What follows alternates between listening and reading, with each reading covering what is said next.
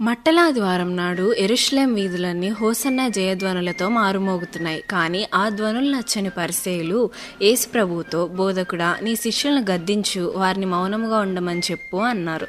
అప్పుడు యేసుక్రీస్తు ఇచ్చిన సమాధానం చరిత్రలో నిలిచిపోయింది. వీరు ఊరుకుండి నేడలా ఈ రాళ్ళు కేకలు వేయనని లూకాసు వార్త 19:40లో మనం చూడవచ్చు.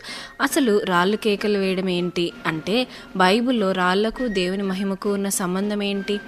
మనం కొంచెం వెనక్కి వెళ్తే అపవాది అరణ్యంలో యేసుని శోధించినప్పుడు ఒక మాట అన్నాడు, ఈ రాళ్లను రొట్టెలుగా మార్చుకో అని. అక్కడ సాతాను ఉద్దేశం ఏంటంటే, యేసు వారు తన శక్తిని తన ఆకలి తీర్చుకోవడానికి, అంటే స్వార్థం కోసం వాడుకోవాలని. కానీ యేసు ఆ రాళ్లను మౌనంగానే ఉంచారు. ఎందుకంటే అది ఆయన కడుపు నింపుకునే సమయం కాదు, లోక పాపాన్ని మోసే సమయం.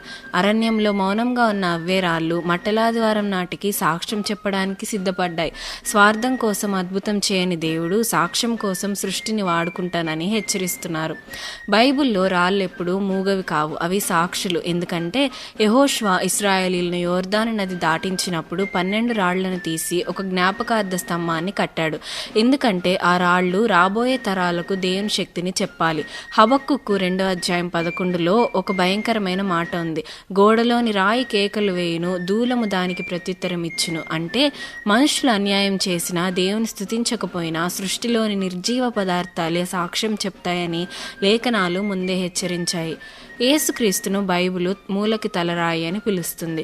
మనుషులు త్రోసివేసిన రాయి మూలకు తలరాయి అయ్యింది. పరిసయ్యులు ప్రజల నోళ్లు మోయించాలని చూశారు. కానీ వారికి తెలియని విషయం ఏంటంటే, ఆ వీధుల్లో ఉన్న ప్రతి రాయి సృష్టికర్త చేతితో చేయబడింది. సృష్టికర్త నడుచుకుంటూ వెళ్తుంటే సృష్టి ఎలా మౌనంగా ఉంటుంది? మనుషులు తమ హృదయాలను కఠినం చేసుకుంటే దేవుడు కఠినమైన రాళ్లనే తన స్తుతి కోసం వాడుకుంటాడు. అదేవిధంగా యెహోషువ గ్రంథం 7:26 ఆకాను పాపం చేసినప్పుడు అతని మీద ఒక పెద్ద రాళ్ల కుప్పను వేశారు.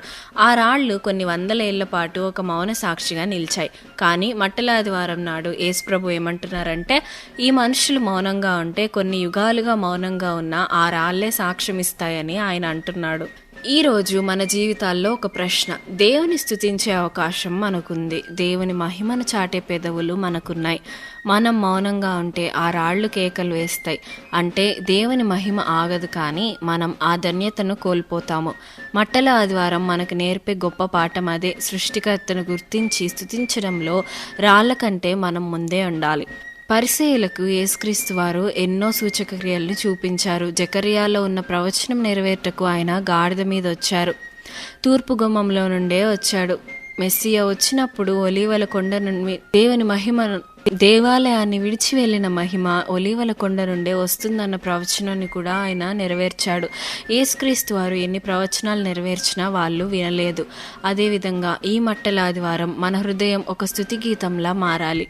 రాళ్లను కేక వేయనివ్వకండి, మనమే నోరారా హోసన్నా అని చాటుదాం. ఆమేన్.